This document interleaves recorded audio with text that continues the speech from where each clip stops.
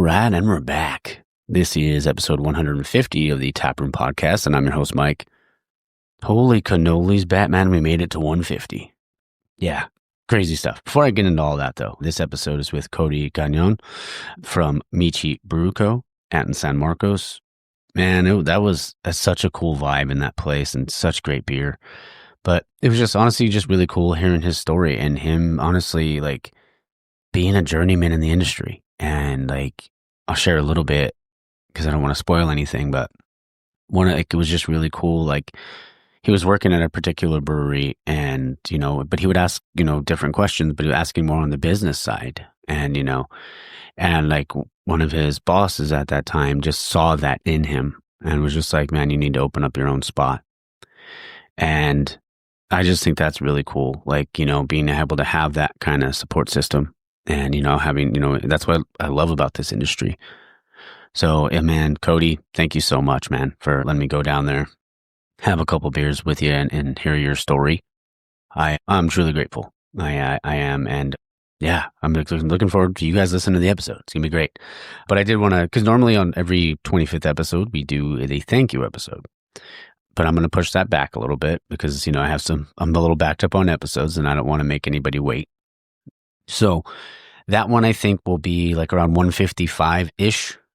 I want to say it'll either be 153, no, maybe 154, 155, something like that. Because I think I have another 3 episodes in the can right now. So yeah, that'll probably be around that time. But that's going to be the Taps and Tailgates episode. But obviously before all that, I just wanted to, it's crazy to think going back to even just episode 1 with Mike from Unsung. And like, I was listening to it the other day just to kind of, reminisce a little bit. And I can just kind of talk about it a little bit too. But going back to episode 1, like it was just so different. Obviously the mics are different. The audio quality wasn't as great, but I appreciate everyone that's helped me out along the way and that listens, every week, and this wonderful industry that, welcomed me with open arms. And, it wasn't easy. And I've told this story before, but it wasn't easy to get people to, just to get, breweries for that matter. It took a little bit of time, but, there was so many, good ones out there, like, the early on, obviously Mike and then Rick over at Stereo giving me a shot. And obviously the guys over at Noble prior to them, there are different breweries now, and also Nadav, my buddy, and then honestly, man, just all the great people I've met along the way. Like I've met friends that, that I can call brothers now, and like Dario and Luis and so many great people in this industry and all the, the brew witches and all of them. And just really, just really grateful. I feel a lot of times we can, things can get taken for granted. And I just want you guys all to know that I will never do that. I appreciate all of you guys. I appreciate anyone that's been on the show, anyone that's going to be on the show. It's been a blast. It's been almost 3 years. I think it was like February 2023, February like 19th when the first episode dropped with Mike. So yeah, man, it's just, I don't know, just thinking back of it, like not trying to be all sappy and sentimental, but yeah, it's been awesome. It's been like every episode's always about the journey. And this is, the journey to get to 150. So let's see what else we got going on. The College Bowl playoffs happened.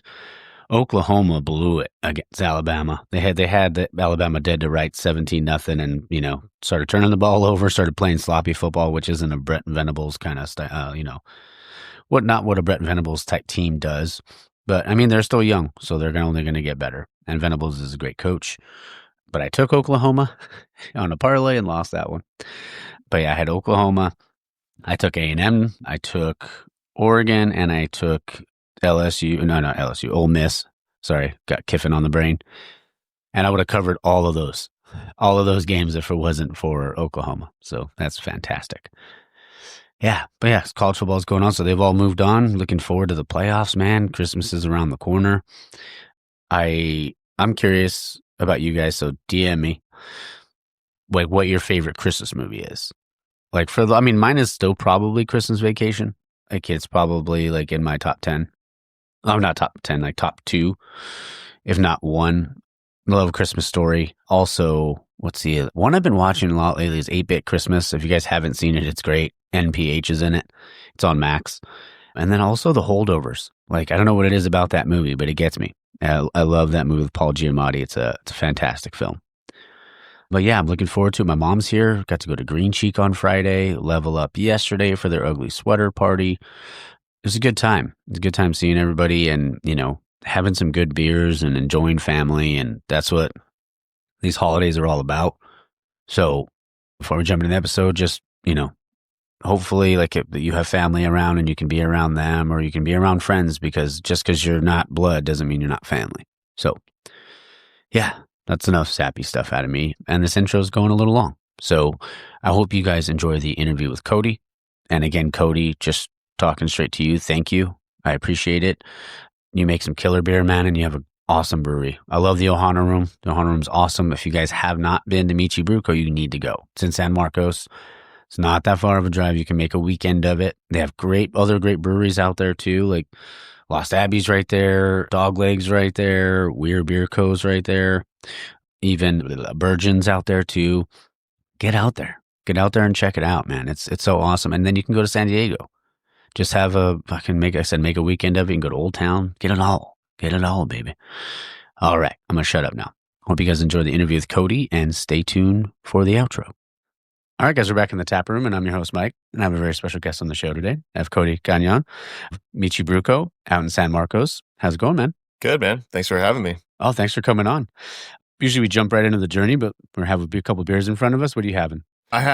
This is kind of my go-to beer if I just have, I don't know. It's one of them that I gravitate towards all the time. It's our Extra Pale Ale. Okay. Mosaic, Crush Cryo, Mosaic Hyper Boost. Yeah, super soft on the water profile too. So this one turned out really nice, but yeah, very, very kind of a go-to beer. There you 5.9. Oh yeah, there you go. Crushable then. Yeah. I'm having the West Coast Pils. Yep. What does this come in at? 4.8%. Oh, dang, that's nice. Yeah, Mosaic and Citra Cryo Mosaic Hyper Boost. Yeah. Oh, that's good. Yeah, I kind of lose all after a certain point when you're listing off all the hops, you're like, I think they all starts to just blend together a little bit. You know what I mean? Yeah. No, that's great, man. Yeah. Man, you have a beautiful spot here. Thank you. Yeah, we've done a ton to just try and, make it our own after, obviously this was an existing brewery. Mm-hmm. So during the process, it's kind of always, it's hard to envision what it's going to look like. This place was appealing to us because it had a lot of wood aesthetics, like wood features.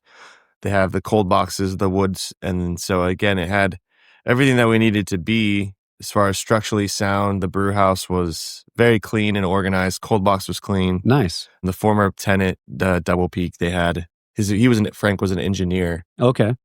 So everything's very structurally sound. Everything was very, easy to put together, often maintained. He'd have, a little piece of tape with when the last filter was swapped out, when the last gasket for the pump seals were swapped out. So it was really nice to come into something where I didn't have to do much organizing of the brewery. Everything was just really ready to go. That's awesome. Yeah, very nice. Seamless process, but seamless as it can be. It's very stressful. Seeing all the money leave your bank account. And you're like, oh, all right, let's start selling some beer now. There you go. And what was the turnaround time for when you guys bought it to opening? So we signed a lease in February and we opened in May. Okay. So 3 months time, but it was nice because like I said, we had the license applied for, we had everything lined up. So as soon as we submitted our application to transfer the ABC license, I started brewing right away. It's awesome. I got into a pinch, had to dump a couple batches. Oh, man. Never fun doing that. Hopefully it's the last 2 we have to. But yeah, I guess you only really get one opportunity to open. Mm-hmm. And, you can't settle for anything less than exactly how you pictured it in your mind. Oh, yeah. 100%. So not that those beers were bad or had any sort of brewing problems. It was just to the point where I was like, nah, I just didn't like it enough. Yeah. And again, you only get one chance of opening. So if you don't get the perception of people really liking your beers right off the get-go, it's really hard to take and get that back. Yeah. You know what I mean? So very important. But again, I'd rather learn from those mistakes. I'd rather make those mistakes than not make them at all and just Of kind of course. go with it. You know what I mean? So, Yeah. It's awesome, man. yeah. But how'd you get started in craft beer? So I started home brewing probably when I was like 21, Okay. 22. I was doing it in college with a buddy, just kind of, All right. There you go. wanting to get, drink some beers with the boys, and then just started crafting some and making some home brews. Had some, some decent ones. And then I linked up with a guy who was brewing out in Valley Center, a home brewer. He's actually the brewer over at Dogleg. Okay. And I brewed a couple batches with him, and then that's when I really started to see like what home brewing was like actually like. You know what I mean? When you got the pumps and you're actually recirculate, you know what I mean? Oh, like yeah. this. You can do homebrew, and then there's homebrew, right? People that are Mhm. making professional quality beer on the homebrew Oh, scale. yeah. You know what I mean? Like it's 100%. and especially now, it's pretty wild some of the stuff I've seen some people's homebrew setups. You know what I Oh, mean? yeah. So, but after I saw that, it started to really kind of invigorate my passion. And then I was working at Carl Strauss. Oh, wow. I ended up getting to do a couple of my own homebrew recipes on their pilot system on site at Temecula. Oh, that's cool. Yeah. So after I did that, it was really cool to see people's feedback. Everyone Mhm. really enjoyed the beer. It sold really, really well. So I said, okay, like this is something I could do. I finished school and really wanted to just pursue brewing full time. So finished school, got a job in the brewery field. I worked at Black Market in Temecula. And then I moved from Black Market to Mother Earth, went to Pizza Port. Then I helped open up West Brew. And then I was at Carlsbad most recently. Wow. But yeah, I mean, I learned so much. Every single place has taught me so much. And every single place that I've been to has taught me what it took to get to this place, Yeah. 2020 hindsight, there was always some things that I could have done differently. Yeah. I interviewed at a lot of, for as many places I worked at, I probably interviewed at more, Wow. just because I was always trying to not necessarily jump from place to place, but if I wasn't growing or I wasn't pushing myself to be a little bit more uncomfortable and trying to find something that's going to, make me a better brewer, Yeah. then I had to do that. Learned a lot since I've been just a head brewer from the time that was like 5 years ago till now. Mhm. There's so much things with social media, and Of sometimes, course. Yeah. and it's very sometimes can get pretty muddling in your mind of what your Oh, yeah. perception of your beer is when you're constantly looking at what everybody else is making. Yeah. So I think when I started out as a head brewer, I was really too focused on trying to make everyone like my beer instead of just making the beer that I like and showing how I can make beers the best of my ability. So you learn a lot through that process. You learn there's kind of just a moment of being more self-aware. I think my ego is taken out of it a little bit more. I've kind of taken my licks and heard the bad people, you hear the things that people, when they don't like your beer, Yeah, you know of what I mean? course. So you eventually get to develop a little bit more tougher skin. You can kind of like, Mhm. all right, because it's such a competitive industry. Oh, 100%. And in this area too, it's really, really difficult to just try to make yourself known without, again, for every 8 to 10 people that like your beer, there's 2 to 3 that don't. Yeah. At least could be more, could be less, you know what I mean? But that's kind of how you have to roll the dice. And I'm obviously also working the tasting room probably like 5-6 days out of the week. So there's no like hiding me, you know what I mean? Like Yeah. there's no running away from that when I can tell people's facial expression when they don't like a beer, you know what I Yeah. mean? So, but you sacrifice a lot to get to this point, and it's in the end, you really just want to make sure that you can fully be okay with whatever they're saying and also look Mhm. at it from an unbiased perspective and say, hey, like, hey, how can I improve? Like, if you're getting comfortable with just brewing the same things and staying in your lane and not trying anything new or whatever it may be, or actually just maybe listening to criticism, with an Oh, yeah. unbiased perspective, Mhm. can do a lot for how you make your beers. So, but long story short. No, man. That's great. Yeah. Man, that's like you've had like all the names you were listing, like all places I love, like just great, there's great beer. But man, that's a hell of a journey, man. Yeah. Yeah. I mean, I've had a great journey along the way for sure. Yeah. Met a lot of really, really cool people, have a lot of influences in how I dictated my decisions. And, I had a boss early on that kind of knew. He was just like, yeah, you're not going to be able to work in a place, for the rest of your life. You're going to have Mhm. to do it for yourself. Just because he knew the kind of person that I was, Yeah. the one that was not okay with, maybe not so much just taking orders, but Mhm. looking at it from a deeper perspective of like, hey, we could be doing this instead of this. Like this is like this isn't smart, you know. And so you're always going to run into battles when you're working with people and working for a big company, right? So I always knew that eventually I would open up my own, just because that was kind of the person I wanted to be, the one making the decisions. I want to be. It's not necessarily having control over every aspect, because I have two guys that handle the marketing. One guy does photography, Jackson and Scott, and then one guy does, website and Instagram and handling the socials. And a part of being a business owner that I enjoyed the most, I think now, is that you can empower the team that works with you and for you and the people that work around you in a better way that some leadership maybe not have done in your past. So being able to control those relationships and like actually be able to work and like empower them, where I'm not a big marketing person. I don't have any social media. I don't even have the company's social media on my phone. So I try and stay, I'm in a lot of the stuff, but it's more of because we like to do a lot of educational posts, that kind of stuff. That's great. So, but yeah, I think that's part of the business that I really enjoy the most, is being able to just work with the team. And, they say, hey, I may say no to this, but they're like, hey, maybe we should do this. This is why. And then I'm like, okay, let's do it. I trust you guys. That's, you guys are the ones that are the experts in this field. I don't know as much as you guys do about the marketing aspect and what you guys think the approach would be work. So if you guys believe in this, I trust you guys. I trust the work. So let's do it. So, yeah. But those are the kind of decisions that I think now are, the more fun, the more fun part of the business that like I enjoy more, is like the behind the scenes of how we can, how do we make the business successful? How do we drive in traffic here? The beers sometimes can become like my oasis, it's like that's where the passion still is. That's where I love, that's what I love to do. But I'm pulled in obviously so many different places. Of course. Yeah. But I think that's really where I can try and, it's a nice little break when I'm like, oh, I get to brew and just brew another beer. Let's get back to my zen almost, so to speak. I love it, man. I love that. And I feel like you've had, like, obviously you're talking about all the places you've worked at. You probably had, there was probably so many brewers, or maybe like breweries for that matter, that just influenced you along the way.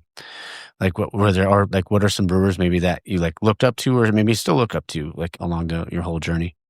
Yeah. I mean, I've had such an impactful string of people that have influenced my journey along the way. Like just from when I started a homebrew, like one of my best friends, Jake, he was the guy that we were brewing with. And so like I would always go to his place and we would brew. And so it was kind of a hobby that we did together. We obviously always wanted to start a brewery, but he got married, had some kids early on. So like, kind of wasn't that he didn't want to still do that. It was just kind of different stages of life kind of thing, but responsibilities, for sure. Other responsibilities. Yeah, exactly. Yeah. But yeah, I think the going along the way, it's like you meet so many different breweries, and every brewery that I've worked at, I've had some good relationships and have had some bad relationships. Yeah, of course. Having to, deal with some maybe bosses that you didn't like that much, or whatever, whatever the circumstances may be. But I would say the most influential period of like trying to work and feeling like I was getting really, really like, would probably say when I was at Pizza Port. Okay. In Brezzy Ranch. I would say my boss there, Blake, he was the one that opened up Craft Coast. He's the owner of Craft Coast. Okay. So I think he was one of the guys that was always like, hey, I think you're going to be better off doing it by yourself. And so I would constantly ask him, I'd call him for, hey, advice about this, getting this place open whenever I had an ABC or, any kind of question. I could just text him, call him. That's great. Always there to help. Be very instrumental in just my career as a brewer as well. Just learned a lot from him, working under him. Pizza Port. So, and the Pizza Port lineage is huge. So there's so many great brewers and people that are still working over there now. Their director, Sean and Anna, they're just some of the brightest minds in the field, especially in this area. Yeah. As far as recipe development, all that kind of stuff too. So it's huge for me to be able to like gain and be a sponge in that experience. Unfortunately, I left, and not unfortunately, but I wish I could have spent more time there soaking in just a little bit more of what they had to give out as far as information, and just so. But I think I was at that point where I just needed to be head brewer, try to get my beer and my recipes out there to see really what I was made of. Yeah. So when I went to West Brew, it was we opened through COVID. So, I Yeah. mean, it's very, very difficult Oh, I circumstances. bet. And Yeah. under some of the most excruciating, like just existence, like psychologically, people were just in just a different state, Oh, right? of So it was course. so Yeah. hard to get a rhythm and the place. I mean, again, it's just, we had the great idea. I mean, they were, some great people that I work with, and I learned just a lot of the business side of what it takes Mm-hmm. to opening a place and Yeah. the money going in and out, how expensive things are and what it really takes to do it. And so I think that was probably one of my most influential period of time working, Yeah. just learning to help open this place. Like, where are things that I need to look at? How can I be smarter with like the budget and what, just what all Mm-hmm. that kind of entails? Because I mean, Yeah. until you start breaking it down and seeing how much it actually costs to build a brewery, Of it's like, course. it's very intimidating, right? I bet. Yeah. So after that, I think I learned a ton just to be able to get here. I think the other brewer that I think has indirectly, well, maybe not indirectly, but he's been a close friend of mine as well. Sam Zermenio at Brewhouse. I Okay. worked with him at Black Market. Nice. Him and Tyler Potter and Kyle from South Oceanside. Tyler's at Tarantula Hill. So Okay. all four of us worked together at one point, which is wild to think about now Yeah. because where we all on our careers, like two of us own breweries, two people are head of production at their own facilities. It's awesome. So it's really rad to see like all of them doing well. I mean, all of that time that I spent at Black Market was a cool period of time just hanging out with those guys. So, but Sam was very instrumental just helping me. Same thing with Blake. He was just Mm-hmm. very sharing. Asked him about the process, what I needed to do here, how was it there. Originally, I had this idea to brew my Michi Brew Co brand when I was at Yeah. Carlsbad. Okay. So they had a distribution network that they distribute different brands of beer. So they own a distribution company. So Okay.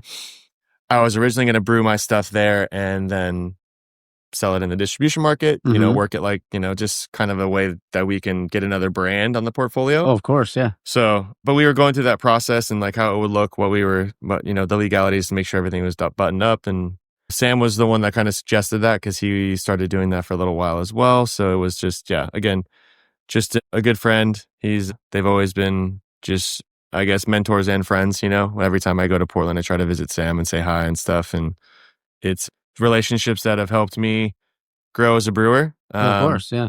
Learn from them. I mean, I didn't really necessarily get to learn too much brewing side from Sam. I wish I would have. Wish I would have been able to spend more time doing that with him. But Blake makes some great beer, so learned a lot from him. And again, that I can always bounce ideas off of them and ask. And I think in the industry, it can be very hard to discern what information you hear from people is accurate and what may not be as accurate as they're saying. Okay.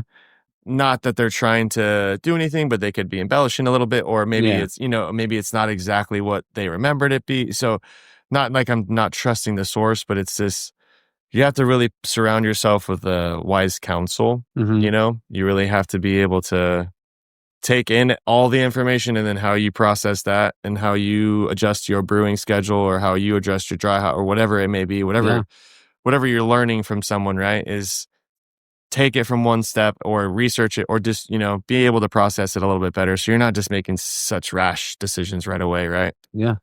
So I think, just talking with them a lot, again, they're good people. So it's, surround yourself with good people and good things will happen. Right. So Yeah. Love it, man. yeah. I wanted to ask you, obviously, like you've been open for about 6 months now. Because I know, like, some breweries, like, they have their, like, their identity where it's just like, oh, we want to specialize in lagers or stuff like that. Do you find, like, well, at least for Michi, like, obviously it's like tropical, ales and, lagers, stuff like that. Do you feel like, what do you feel like if you even want an identity like that, or do you want like a specific style or stuff like that, the people would identify the brewery with? Yeah. And this one's always a tricky question. Yeah. Not necessarily like tricky to answer, but it's more of, kind of how you separate yourself in an area where it's predominantly already very saturated, So I think the tropical inspired ales and lagers are like kind of our sub slogan for Michi Brew Co is more of about the water.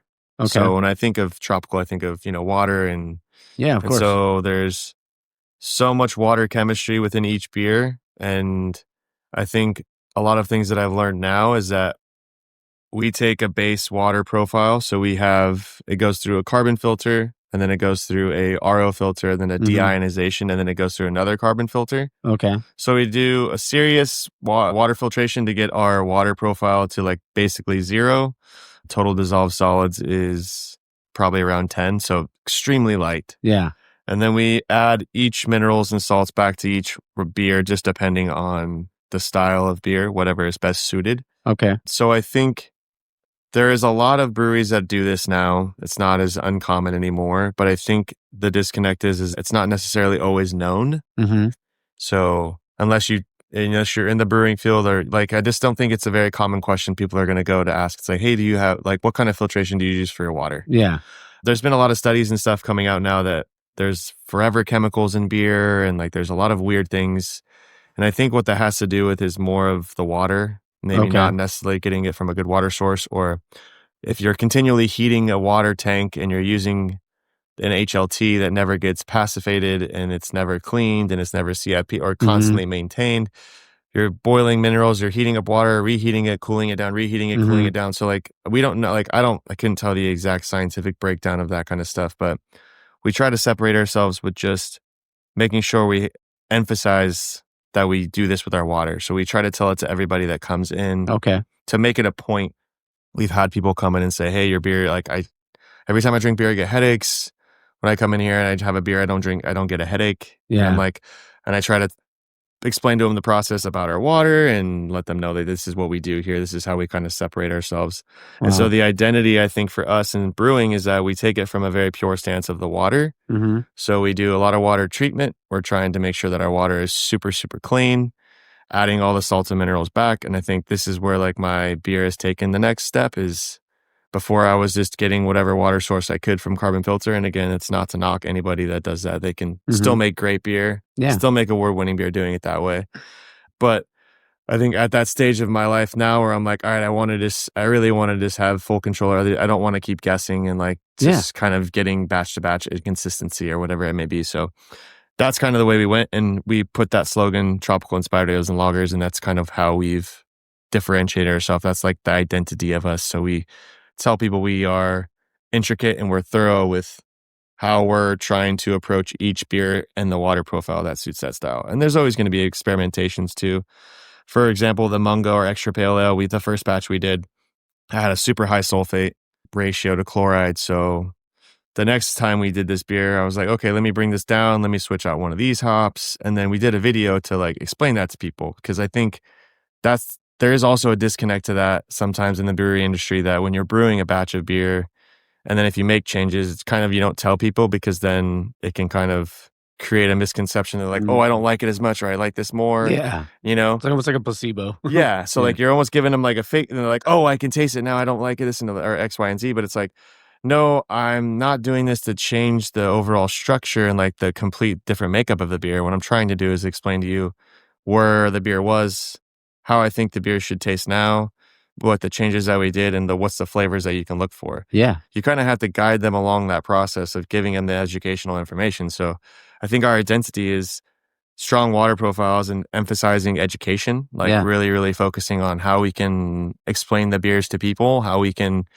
make this a learning thing for them too. Like, I enjoy giving an educational speech, or like, not like a speech, but like, just nerding out on this stuff. Like, I love being able to tell people about that stuff and like what makes us different, even if it's too much information. You know what I mean? Like, I'd rather be thorough than, you know what I mean, and passionate about it than not, you know what I mean, not explain things. So I think that's really where our identity comes from. But as far as like styles and what kind of beers we want to brew, we've been open for now almost, November? So May, that's, what is that? 6 months. 6 months? Yeah. It feels like longer. It feels like it's been 2 years.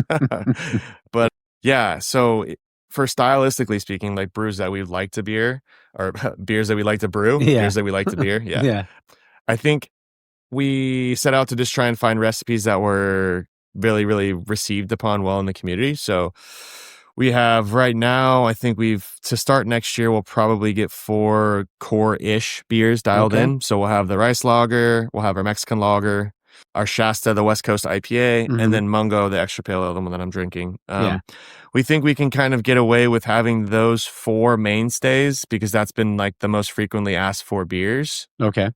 West Coast IPA, I mean, we've done like 6 or 7 of them since we've opened almost. And each one of them is just a placeholder for the people that come in and ask for a West Coast IPA. Because it's the most predominantly thing that's in what, like 50% of the time when someone walks in, they're going to be like, I'll get the West Coast IPA. They're not even going to look at the menu. They're just going to say, I'll get that. And I was like, okay. I mean, again, it's get what you want. I'm not going to tell you what to order, right? And so it was more so just trying to find what recipes that really resonated with us and then the people that were here. So Shasta, the West Coast IPA, this is the second time we brewed this one. And it was easily the most unwarranted, like, complimentary beer where they're like, this is so good. You know, like, as an owner, you can kind of parse through what's forced or what's just kind of natural. And I got so many different people just coming up and saying, like, this beer is so good. So that was immediately for me, I was like, okay, well, getting the feedback, and generally speaking, that was the one that was received the most. But of course, it was a recipe where I had too many hops in the cold box and I just needed to get rid of stuff. And I was like, I just got to use whatever's in here. I can't buy any more hops. Like, I can't justify buying any more hops right now. It's not worth it. So I was like, all right, I'm just going to, and again, still intentional with the recipe development, but it's never something I would have ever thought to like put together. Like, I would never like purposefully buy all the ingredients to that beer and be like, that's the beer I'm making. Like, it's not going to happen that way, which is how sometimes great recipes happen, right? Like and it's one of those things that I talk about all the time is like some recipes take time. Like some are not like perfect right away. And some are just instant hits and you're like, all right, cool. That one, I'm just not going to mess with that one. You know what I mean? Maybe later on down the road, but like right now it's good for now. So, but I think that's something that I enjoy doing. But yeah, those are the 4 core beers. Everything else after that kind of just rotates depending on season. We have an Imperial Porter with toasted coconut coming out soon. We have an oatmeal stout that's on right now. We got a Munich Helles that's on. We got I love a good oatmeal stout. Yeah, especially right now, 5%. That beer, it's funny because when we first opened, I got so many people. Like, it was weird. The first 2 weeks we opened, I got probably 2 people every day asking for a stout. Wow. And I was like, it's May. It's about to be June. Like, what are we talking about? And just because of so many people, I was like, is someone playing a prank on me? Like, did they go on like a Reddit thread and say, hey, go ask this guy for a stout? Like, see if he brews it? Yeah. And sure enough, I caved and I brewed oatmeal stout. And like, it did well. Like, people really liked that beer. But now that it's cold, everyone's like, oh, oatmeal stout. I'm like, finally. Yeah. I knew I shouldn't have brewed it 3 months ago. That's crazy. But that's cool. Yeah. You know, it's funny. Like, I know, because I want to talk about the tiki theme, but before we do that, I want to, like, because we talked about beer education and doing that sort of stuff. I feel like that's so important. And I know maybe not as many breweries do it, but I feel like it's so important for, like, you know, whoever's behind the bar, obviously, or whoever's brewing, but then also the customer, because then you can kind of build a trust with that brewery. And if, like, you know, you talking to them about, like, well, what, like, well, because sometimes people ask, like, well, there are the guys that'll just say, just give me the West Coast. Yeah. But then the other people are like, oh, what does it taste like? Or what's the flavor profile? Yeah. And when you can kind of, like, you know, guide them to, you know, to a beer that they might like, or, you know, you build that trust with the customer and they'll remember that. And then they'll want to come back and they'll tell their friends and you know, stuff like that. I feel like it's just super important. Yeah. I think you build an authentic bond with the guest, right? Like you're giving an authentic guest experience. And I think that's so undervalued in tasting rooms nowadays. Like, you don't realize how influential the person behind the bar is with the guest experience. Because if you're not into it, if you're not asking questions, you're not describing it, if you're not giving them samples to try things, if you're not, you know, and I think that's part of what our culture is. Like, my wife's family is from Hawaii. Okay. So that ohana, that welcoming, like, everyone is welcome. You come in, you can come in and enjoy yourself. Like, we want everybody to feel welcome. We don't want them to feel like they are not welcome in this space. And we want to do everything we can to help them out and make them comfortable. Okay. My job is to make sure that when I'm serving you a beer, that I get you the beer that you want, not the beer that I think you should have. And 100%. I love that. So you have to be able to say, hey, what kind of beers do you like? And a lot of this I learned from Carl Strauss when I was working there.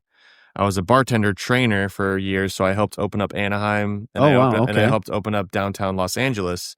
So I would go and train all the bartenders on beer education, the services that you have to give them, the things that you have to say. And you'd have to be able to look at a ticket, go down, see what the beer is, not know what the people have at their food menu. So then you have to be able to take the beer and pair it with that meal without even knowing that table is yours. Wow. So there's a lot of flavor profiles. There's a lot of things that you have to be able to quickly do and analyze. So like as doing all that stuff, I learned really well how to find the right beer for the person. So that's super important. Giving them a sample of things to try, seeing what flavors profiles that they like, and then being able to obviously differentiate the flavors. And I think the reason why I have another guy that works here, Scott. I worked with him at West Brew, and I always do beer education when I was the head brewer with all the staff, training room staff, to like, I give them a direction sheet. Like, this is the hops, this is the malt, this is the flavor profile, this is what it tastes like, this is what it smells like, this is all the stuff you need for the beer. These are the words that you should be looking for to use to describe to the guest. Yeah. And Scott would always take those and really learn them, and then he would use it and he would describe the beers how I would do it as well. And like, that's really what is genuinely missed upon sometimes, is not being able to accurately give the best guest experience by because I mean, as soon as they try, say, you sample them 2 or 3 beers and they're not into those styles of beers, but the other ones that you like or that you think that they like, and they're automatically turned away because they just had 3 that they don't like that much. By the time they get to the one that they like, they're like, it's okay. Yeah. Because the other 3 were worse for them. It almost brought their perception down. Yeah. A lot of it's psychological, but again, those are things that you have to think about. So I think after opening this place and really learning from, just previous experience, it's super important to maintain the proper guest perception, to maintain that you're facilitating this experience good for them and you're actually wanting to be authentic. You're not just like, here you go. You know what I mean? Yeah. So I love that, man. Yeah. That's great. We'll talk about the beer names, but so you said your wife is from Hawaii? My wife is born in California, but her mom was born in Hawaii. All of her aunties were from there. They moved a while back to California. Well, that's where my wife's family's from, but she still has family on Oahu and Kauai right now. So I grew up in a small, I had 3 brothers and my parents, we lived in Temecula, like a small suburb of Southern California. So there wasn't as much, I wasn't really, I didn't experience culture like that, not to say that we didn't have our own traditions, but it's just different. Yeah, of course. So when my wife and I got married, it was a whole new experience for me as far as like meeting the family and understanding what like family dinners and these things. And like we did that stuff, but it's just the family's blending. So you're just trying to, but we took a trip to Hawaii when we first started dating and we really fell in love with just the islands and the tropical feel and the vibe and stuff. So like there was always that's where the seed was planted and like for the idea for this to come to fruition and stuff. So it's, been a long, long time. That's awesome, man. Yeah. Yeah. The reason I was asking about the Hawaii thing too, because my mom was born in Maui. Oh, okay. So on my mom's side, my grandma was Hawaiian, so they all lived there. But was it because you said when you met the family, was it like you're like what's spam musubi or stuff like that? Oh yeah, or mocha loco or any of that? Yeah. I mean, I'm a big food person, so I think I was like automatically like their auntie's favorites because I would just not stop eating. You know what I mean? She's like, you should try that. I was like, yeah, absolutely, I'll try that. Let's eat some more. Like, did they ever make you try poi? Yeah, I'm not. I still can't behind that one. It just tastes like, it looks like a refried bean pudding. Yeah, it's like purple toothpaste is what I always called it. It is, yeah. But there's like lomi salmon, like there's there's some like there's spam musubis. Like we eventually want to have like a little spam musubi like station on the front with like a little warmer. You know what I mean? Just have it like when you go into Safeways in Maui and you can just grab them out of the So yeah, that's definitely on the horizon. But yeah, the food it's been a great experience just being able to dive into that culture. You know what I mean? Yeah, of course, man. Yeah, I'll make them occasionally. I'll make spam musubi with the family, and it's always good. Yeah, absolutely. That would be, if you guys make that, I'm going to be down here a lot more often. Yeah, right. Come down as often as I can. Yeah. So the tiki theme, was it like, I mean, obviously now I realize because it was like the families, being from Hawaii, but is that where like all the inspiration came from, or was it, No, I mean, the tiki theme itself we kind of fell into it. We didn't necessarily like set out to be a tiki theme brewery. We had, I don't know if you can see it over there, but the white t-shirt underneath there. It has like the 2 hibiscus flowers, the palm tree, and then the tiki in the background. That was actually our first logo. Okay. And so we had that before we opened. That was kind of the one that we were going to run with. And then for a little while, we got some more feedback and we were like, hey, this is a little too busy. How do we get a little bit more clear with what our brand is supposed to look like? So the second we took the tiki guy and we turned it into our current logo with the hop. He has the waves for the water, and then he has the barley on his head. So like everything had elements of the brewing in there, and this logo was much stronger and much more, I think, prominent. Okay. And so the logo we loved, and so then it kind of just turned into now, how it is. Excuse me. But I think what we wanted to do is create the embodiment of what the brewery logo can be, but also have different elements of stuff that's not necessarily just super tiki focus driven, like our can artwork. So like for our crowlers, we have our tiki logo, right? Yeah. And then for the other stuff, for our cans, we did can artwork. And then we have a small tiki above like the description. So still subtle branding, but we didn't want to just be we didn't want to be everything tiki focused, which is our logo already. So we just tried to balance it with just different branding ideas and how we can try to incorporate different stuff. Yeah. The Shasta can art. I mean, the Akita one is beautiful too, but the Shasta one was like, that's a really badass can artwork. Yeah, and it's been it took a while for me to figure out the artwork thing. I was really struggling with going with more of a traditional branding marketing with just the can artwork of the logo and then do a different background, and which I think has a strong brand presence in the market because then people know your beer and they can see it. So I think it definitely does. I think for our model, we're starting out small. We're a direct to consumer little pub, you know what I mean? So like we have the different aspirations here of what we want to do with the spot that we can grow into. Yeah. So I think for us, we're okay with, we like the fact that you can't get our beer anywhere else. Yeah. We really want we really want to drive you here because we can't control the guest experience that you get outside of here when you're drinking our beer, right? Yeah, that's 100% true. Yeah. I think creating that place and that kind of safe haven of like, oh, that's where Michi beer is. You just gotta go there to get it. So we enjoy that right now. Will it change? I'm never gonna say, no, we're never gonna sell our beer out of the market. We won't do that because I think that kind of pigeonholes you into not doing it, right? Yeah. But I think for now we really enjoy being a little destination spot. So yeah, it's great, and I said, and it's beautiful too. So who's the Vikings fan? That would be me, for better or for worse. Okay, I'm a Packer fan. I hate the Bears more.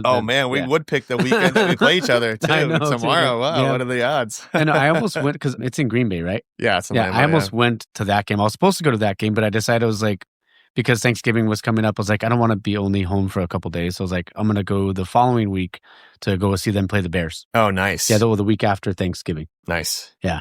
Yeah, I was supposed to go. I've been flying out to a game every year since I was like probably in 5th grade. Okay. And my godfather's a huge Vikings fan. So he would always take us out. He'd fly us out there with him and his son. Yeah. And so now that we're older, I'm still doing that trip once a year with him. That's cool. But not this year. I'm a little preoccupied. Yeah, a little busy with the work. But he understands. He's owned a business for 30 years. So he's a big influence on getting this place opened as well, just from the business side and helping me coach me through all the things and stuff. And he was very encouraging for me to just say like, hey dude, he's like, if you don't do this now, you might not ever have another chance to try. Oh, 100%. So the opportunity was here and he was very encouraging for it. So it gave me a lot of strong just advice mentally, what it's going to do, how taxing it can become, the hours that you're working and the things and stuff. But you have to really enjoy the process. You have to really love doing it. And it's not like, because once the brewery opened, there was like this anticlimactic, like, oh, okay, like what do we do now? Yeah. You know what I mean? Because I've had a dream for the last, 15 years since I started homebrewing that like I would open my own spot. And a lot of people talk about that stuff. And then sometimes it does come to fruition and sometimes it doesn't.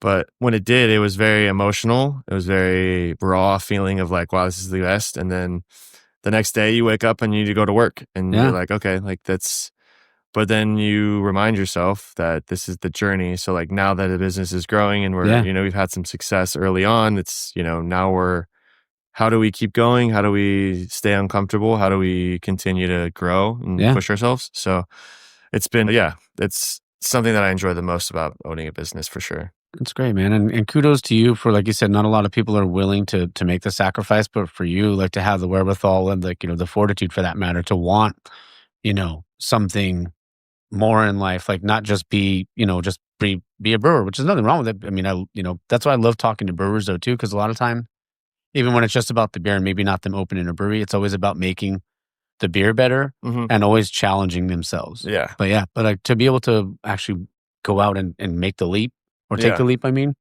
kudos to you, man. Yeah. It's a compliment to my support system too. God, have a beautiful wife that has always been super supportive of me and Awesome. pushed me to continue to grow.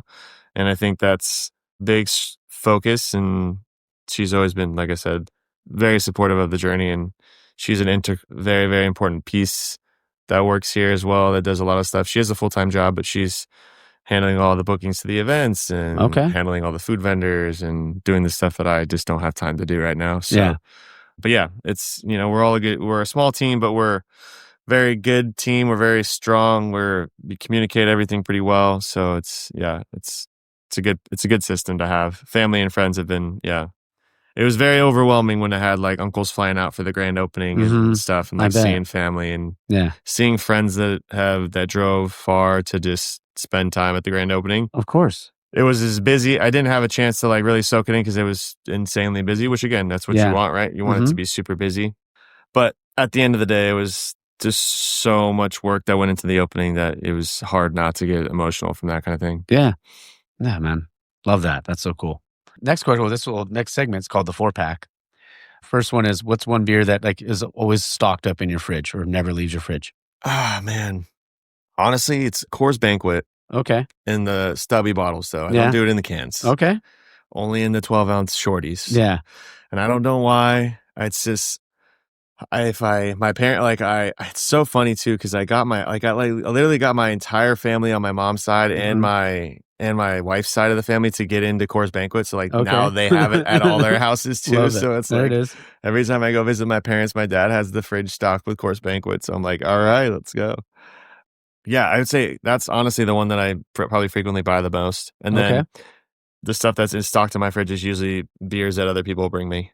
Okay. So there you go. I'm always like, I have I'll have a different, I probably have one beer. Sometimes like they'll give me like a 4-pack if it's a mixed one, or like I'll drink 3 of them and then one of them's in there, whatever it is. And so it's just a mixed allotment of whatever beers that I have from people that have given me. I don't. It's interesting. I should buy more beer from people, but I don't leave these 4 walls very often, so it's hard for me to get out. And when I do, I'm always drinking it on site. Like I'm having a couple beers there. You know what I mean? Not necessarily buying beers to go, but yeah, that's understandable. Yeah. So next one, if you weren't in beer, what would you be doing? And it could be something you dreamed of as a kid. Too. Yeah, I know. I thought about this one too when I was reading over the questions. I think I would probably be doing something with computers, maybe computer engineering. I really liked doing computer stuff. Like when I was a kid, me and my dad would build the computers and like. Oh, awesome! So we'd buy like the tower, and then we'd buy the motherboard and the video cards, and like we'd put them all in there and stuff. And so it was kind of a cool thing to do. And that's awesome. Now working at a brewery and you work with electronics and stuff, and you're wiring pumps and you're doing things in the VFDs and stuff. So it's like, I feel like either an electrician or like something with computers. Okay. Could definitely get into that. Or a vet. I was always I love animals too. So I could probably do something like that. Okay.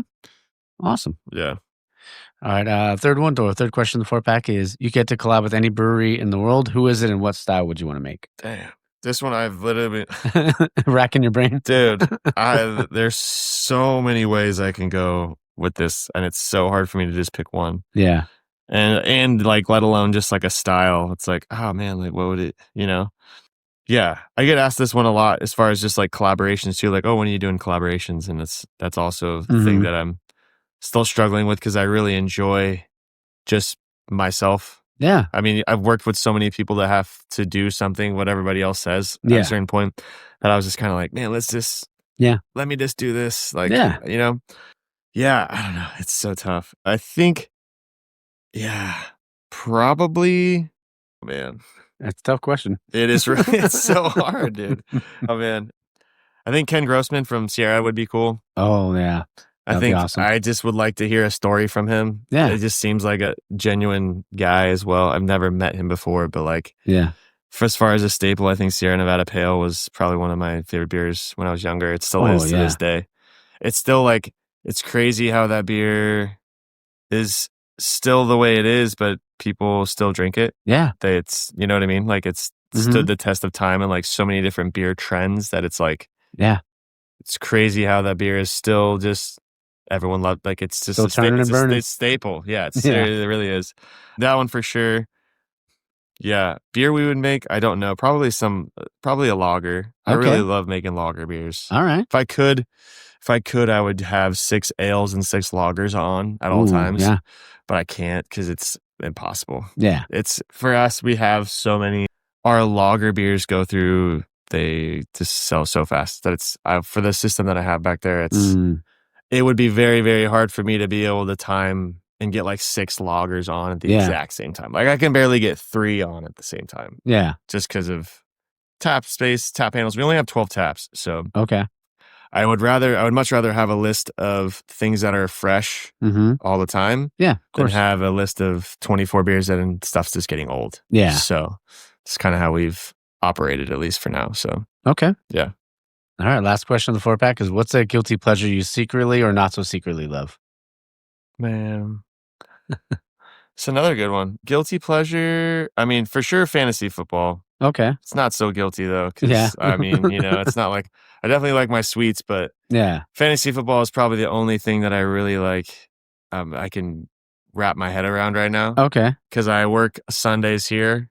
Yeah. So we're open for football at 10. So like I have a decent little crew that comes in the morning. So like, we get people throughout the day. So it's usually just sprinkled with people that are watching football, and then they're coming and talking to me about their fantasy teams, and I'm talking to them about my fantasy teams and the lineups and stuff. So guilty pleasure for sure. Fantasy football. It's addicting. That's for sure. Oh, for sure. Yeah. It's tough, man. I started off the season 5-0. Oh yeah. And then now I'm 6-5. Oh man, that's the worst. And like 4 of those 5 losses, I've lost by a combined 10 points. Oh man. And had injuries in every one of those games that probably would have helped me win every single one of those games. Yeah, the injuries has been wild this year. It's been rough. I just lost J.K. Dobbins. Yeah. I lost Tyreek this year. Lost him. I lost Omarion Hampton. I'm like, bro, my team is decimated by injuries. Yeah. It's been bad. Oh, man. Should we grab another beer? Yeah, I could do another one. All right, sweet. All right, we're back. I go to the Shasta, which, like I said, I know I mentioned the can art already, but it's freaking awesome. And the beer's delicious. Thank you. Both of them are so good. Well, actually, so what are some of your favorite hops you love to, like, do you have like a favorite, or like, maybe a few of them? I know it's a loaded question because there's so many good ones out there. Yeah, I would probably say I land like versus the Citra versus Mosaic debate. I probably land on the Citra side. So I'm probably Team Citra. I do like Mosaic. Still a very good hop. I use it all the time. But I think I can do a little, I like, for my flavor profiles, I like to pinpoint probably more of the citrus side. Okay. Which is weird though, because I use Mosaic more in beers. So I think the West Coast IPA for Mosaic, it just has a little bit, it's very versatile. So you can get a little bit of elements that you need for both sides of the coin, flavorful and kind of dank, you know what I mean? Yeah, I love Citra, I love Nelson, but I'm very, very particular about the crop of Nelson that I use. I know some people really, really like that diesel characteristic, that really, like almost like terpene, resiny kind of danky. Yeah, it's just like it's literally like sour diesel, like so. Can also be kind of slightly vegetal when overused sometimes too. So like it's a very fine line. I like to lean on my side of the Nelson, where it's more of like the wine grape, the gooseberry, like the very fruit forward side. So typically when I'm using Nelson, I'm only using it as a knockout addition. Okay. So I don't use it in post-firm dry hops. I don't use it in the boil kettle or whirlpool. I only use it in literally when I'm knocking out, I throw the hops in. Okay. I just like the biotransformation that I've gotten from that. Yeah. I think it pinpoints the flavor. I think it gives it enough vigorous fermentation while it's in there that it kind of eats away at some of the stuff that I'm not looking for in the finished product.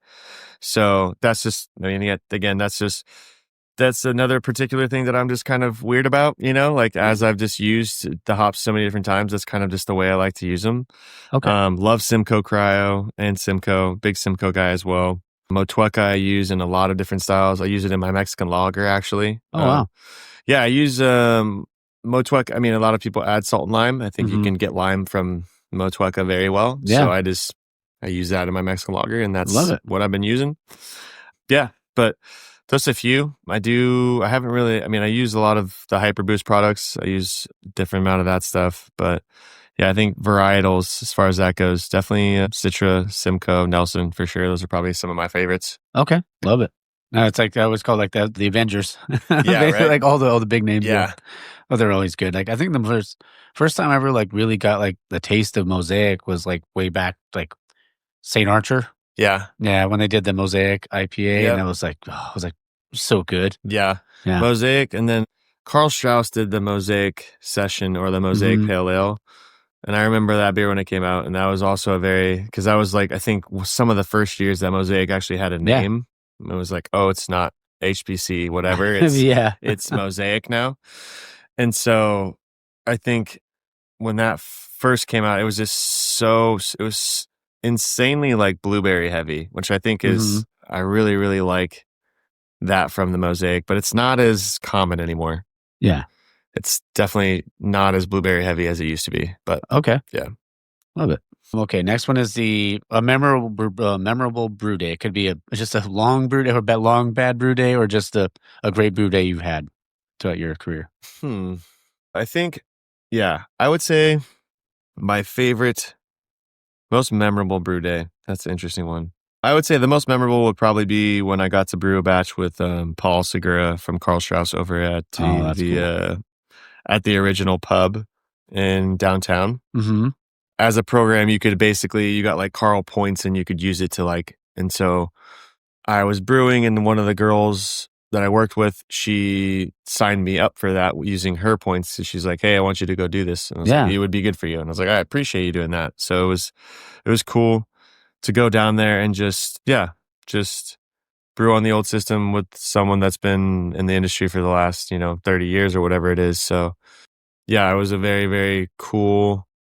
And even then, when I was brewing the beer with Paul, he could tell like the way I would look at things, and like underneath, he's like, you're going to want to open your own brewery, huh? Like that's just the way you look at stuff. You're not just looking at like the system. You're looking at where the plumbing's going and where the walls are and how much headspace you have and stuff. So yeah, so it was a very cool experience. And again, I think eventually I'd love to brew a beer with Paul here, just, complete that full circle moment of like, hey, and I've taken a class with Paul, and I've gotten to at least spend some time with him over the last few years. So it's been a cool experience. Love that. That's awesome. That's it's a really cool story. Yeah. This one's, you may not have like as many hangovers as maybe we did when we were younger, but what was your hangover cure? Oh, man. Probably In-N-Out. Okay. Yeah. As greasy as food as possible, but even though it's not that greasy, it's like still kind of healthy enough for you to not feel super terrible. Yeah. But one of my coworkers swore by like a hot Cheeto burrito. Oh, wow. All right. And I'll tell you, it doesn't work. So just whatever you do, if you have a hangover, don't let your friend convince you it's a hot Cheeto burrito from Los Primos, because that's not going to end up well. Yeah, because that sounds like it's just going to make it worse. Oh, yeah. Like it's going to make that stomach turn. Definitely did. Definitely did not have the effect I was hoping for. Oh, yeah. That sounds rough. Next was Taproom tunes. What do you listen to while you're brewing? Or maybe it could be like a podcast you listen to or anything like that. I'm a big podcast guy, so I definitely frequent all my sports podcasts. So I do a couple of Vikings podcasts that I listen to. I definitely listen to a lot of like my sermon podcasts from church. I frequent that stuff a lot too. I definitely enjoy listening to that. I prioritize that a lot. As far as music goes, it's always a different. Usually I'll throw on like a radio station on Spotify. Okay. So definitely love a Steely Dan playlist, like yacht rock and stuff. Always a good one. I'm a big Tribe Called Quest fan, so I do Tribe Called Quest radio because it's got MF Doom. It's got, all those early rap stuff. I'm more of like, I like that kind of hip hop. I'm not a big new age hip hop guy. I don't really follow it's weird how like 10 years ago I was always about what's the new song, and like now Yeah. I'm like, what's the stuff that hasn't been out for a while? You know what I Yeah. mean? Like it's so big Tribe Called Quest guy.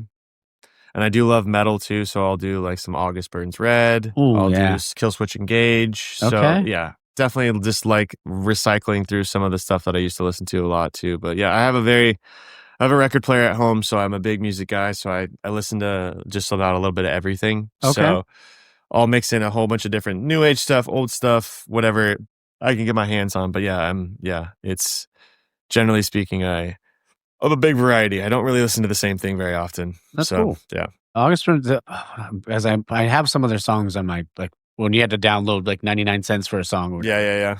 Was like Mariana's Trench one of them? Oh yeah, dude. Yeah. I listen to that album so much when Yeah. it's weirdly enough, it's usually the album that I put on in my earbuds when I'm closing and mopping, because it's just like it keeps me moving, you know what I Yeah. mean? Some heavy metal, right? Oh, yeah. That one, like Parkway Drive, I used to listen to a lot. Yeah. Yeah. My favorite song is like probably got Carry On. Yep. Yeah. That's such a good song. Good song. Yeah. Let's see. Oh, next question is, you can have have a pint with any historical figure. It could be someone in sports, celebrity, or any historical figure. Any historical figure. Dang, that's crazy. If I could have a beer with any historical figure, man. I don't know why my brain always just goes to like someone like famously political, like former president. I don't know why my brain goes there. You know what I mean? Yeah. Like I'm trying to think of someone super uber famous that was like, oh, who was this guy? You know what I mean? It's always someone like that. But man, they can still be alive. Yeah. I would say Bill Murray. Oh, that's cool. I feel like that's just like a good one because he's gonna tell you an insane story about something really cool, or just have so much life stories. I feel like we have a regular that comes in. His name's Bernie, but he's a retired military vet, like went to the war and like seen so many different things, but like they have just so much stories and like life experiences and things that they've been through, like at an age that I'm not familiar with. So like, yeah, of course. I love chatting with him, love hearing all the stuff that he says. And so like, I feel like it's just, it's just a great tool for just learning and like listening, you know? Yeah. And it's great because it gets stuff that you'll always remember. Yeah. Yeah. They just have such a strong life story. You know what I mean? So their testimony is great. Yeah, and their perspective and like, stuff that they went through and all that sort of stuff. That's why even like for this show, I just love hearing people's stories. Like how they got started and, they're all doing something that they love. For sure. And if that motivates one person to get out there and try something different instead of just being so content with being not liking your job or not liking where your life's at right now, stuff like that. Yeah. I love it. Next one, I know this is probably going to be tough, but your Mount Rushmore breweries. Man. So was that 4? Yeah. 4 of them? That's so hard. Yeah. I mean, I guess to no surprise, I'd probably put they're all going to be California breweries just because, I get it's hard for me to like, I want to put Boston Beer Company in there because my dad's from Boston, but I'm not, I don't know. It's just a California born and raised. So it's really hard for me to pick something outside of California, but yeah, man. A Russian River for sure. Oh yeah. You can't start a Mount Rushmore without them. And they also started in Temecula. Okay. So it's kind of a cool, that hits close to home. That's where I'm from. So yeah, for sure there. Probably Carl Strauss, just because it's had such an impact on me as a brewer too. Oh yeah. You know what I mean? Sierra Nevada for sure. It's hard to compete with what they're doing. Number 4, man. That's a great top 3 though. I mean, first 3 though. Yeah. I mean, I'd probably, it's so tough. It's like, because Mount Rushmore is not just about making the best beer. It's about how your brands have like stood the test of time and like how they've been successful for so many years and like how they're still doing it and how they're still growing. So like part of me just being from San Diego County I want to put Pizza Port just because I work there. I'm a firm believer in the product that they make. I'm a firm believer in the people that work there and the system that they have. And Gina, the owner, is a great person. So, and just the people that they take care of the people that work there. So it's hard for me to, so I think that's a good I think that's a good solid 4. I would love to put like a newer brewery. Like if you ask me what's my 4 new favorite breweries, different conversation, you know what I mean? But the Mount Rushmore, I would say like, those are like my That's my field goal post I set. So Okay. that's what I would have put. Now I'm curious what the 4 new ones that you like. Oh man. Sorry. Yeah. How much time you got? Yeah, No. plenty of time. Plenty of time. My 4 new breweries right now. I mean, I love Brewhouse for sure. Sam's killing it out in Portland. He's not that new, but he's crushing it. Super big fan of his and his beers. Dang, I had this one down too. I guess new breweries would be just essentially breweries that aren't like the old breweries. Yeah. Right? So within the last 5-10 years. Yeah. Craft Coast for sure. Yeah. They make great beer. Award-winning beer. Blake's a great brewer. Mm-hmm. Let's see. Let's see. I definitely like Highland Park. Oh yeah.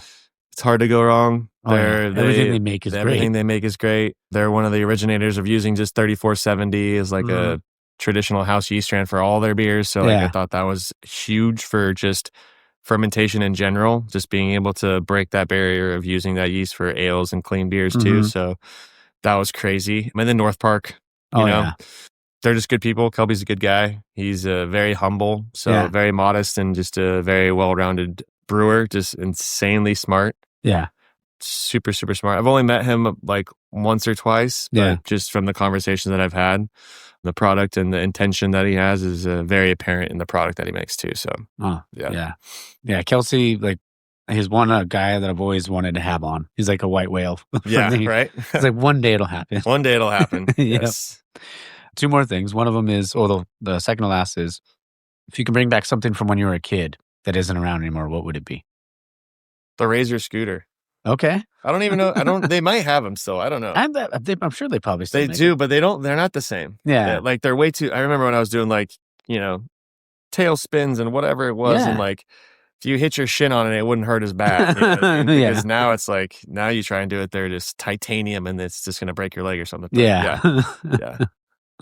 Dang. Okay. Yeah. I haven't thought about the Razor scooter in a long time. Yeah. Last question. And this always comes from Daniel Drennan from Beer Paper. If you had to describe yourself in one word, what would it be? That's a great question. Was this on the notes? Did you say that? Oh, it was? Yeah. Probably the very last question that I didn't get through because I was too busy figuring out the other 12. You got it, yeah. Man, if I could describe myself as one word, what would it be? Genuine. Okay. I could see that. I don't want to appear to be anything that I'm not, and I don't want to display emotions that I don't feel. Mm-hmm.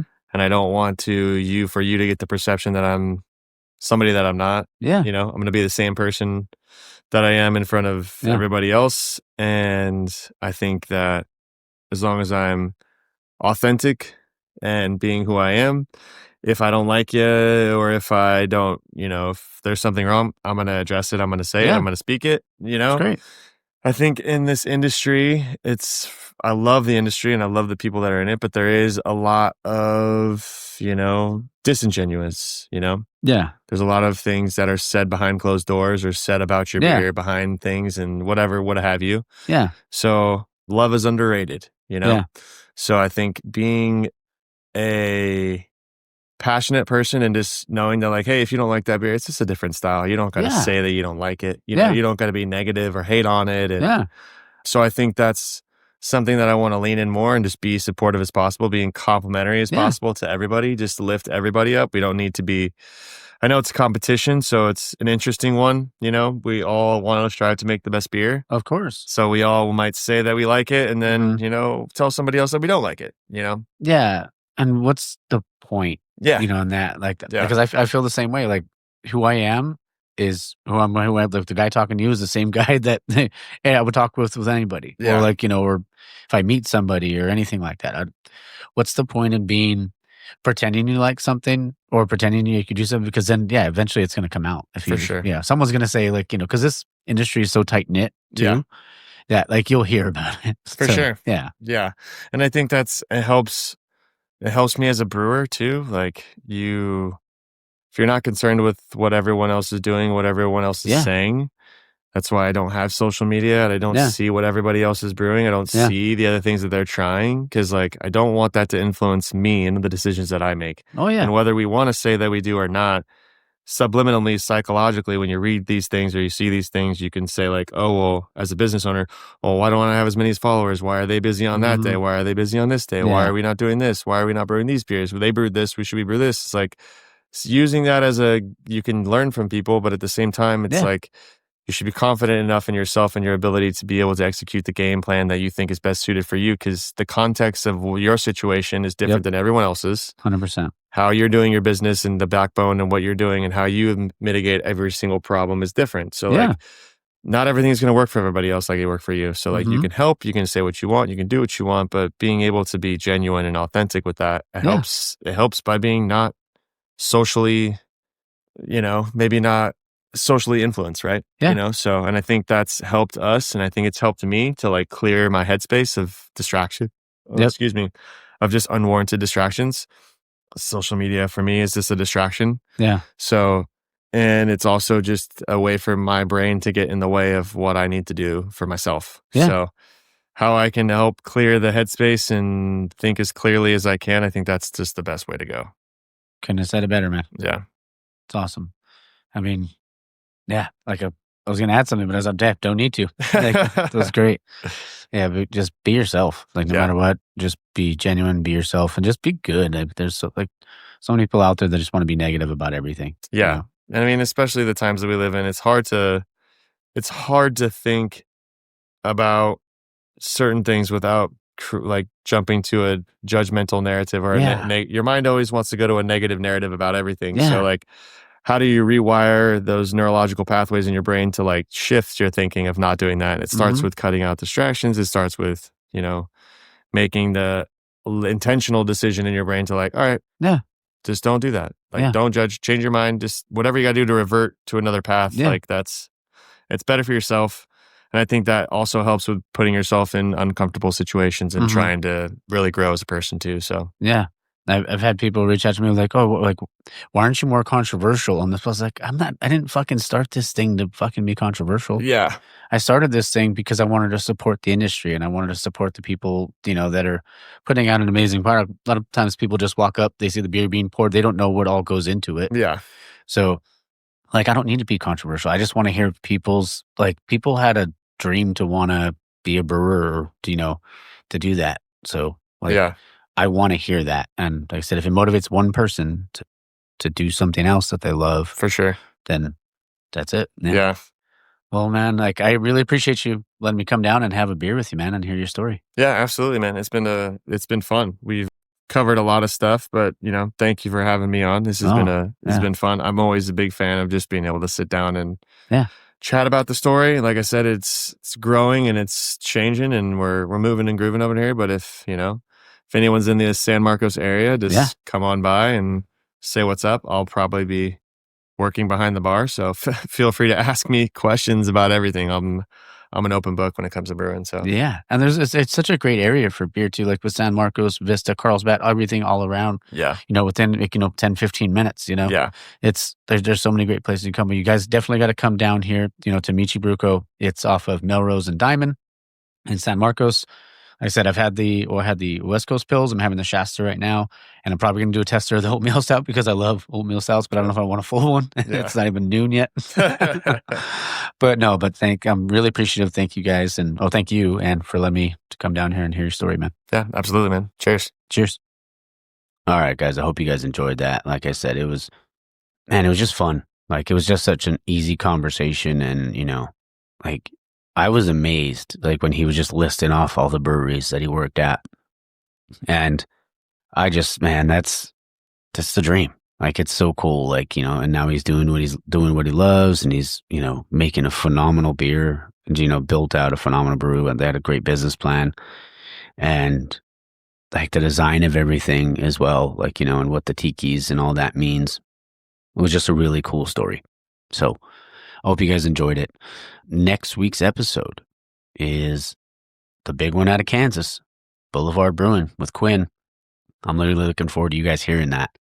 That was a fun one as well. I mean, I love going to Kansas, love seeing my mom out there. And, the more I go, the more I can get some more breweries. So, all right, well, I'm about to go make some. I got the chilies in the what's it called, in the pot boiling. Got some, all that going. I'm going to make some chilaquiles right now because I'm hungry. And I hope you guys have a great Sunday. I hope you have a great week, and Merry Christmas. I hope, and, or happy Hanukkah, whatever you're celebrating. Just, be good out there, man. Be good people. That's all we really can do. If we can do that, this place will be a little bit better. Yeah, I'm looking forward to Christmas. My Christmas tradition, or one of them, is I wake up early on Christmas morning. I'll make breakfast for everybody, and then we'll start popping some mimosas and watching Garfield Christmas, and then, well, it's always Garfield Christmas first, and then Christmas Vacation. And if you guys haven't seen Garfield Christmas, I'm pretty sure it's on Prime. So, I mean, everybody has Prime. Watch Garfield Christmas. It's a really cool, I've been watching it since I was a little guy. So a couple of my friends would probably still say I am a little guy, but yeah. All right. But like I said, hope you guys have a great Christmas, or, whatever you guys celebrate. Happy holidays and all that jazz. Just enjoy time with your family. Enjoy some good craft beer. And you know what? Dry January is coming, and fuck that month. So there you go. Sorry I had to say it. But, get out there and support, during January. I know, people like to do that. They have their New Year's resolutions and all that stuff, and all that's fine. But get out there and support. Even, if they have a food truck that day, go over there and eat. You don't have to necessarily drink. I mean, it'd be great if you did, but, get in the brewery, buy some 4-packs, buy some merch, do anything you can to support, because it's a tough time in the industry. So, and we're already kind of in some tough times right now. So, get out there and support, guys. All right. And yeah, that's it. That's all I got. So yeah, just don't forget to support local, drink local, and find your beer. Twinkle, twinkle, baby.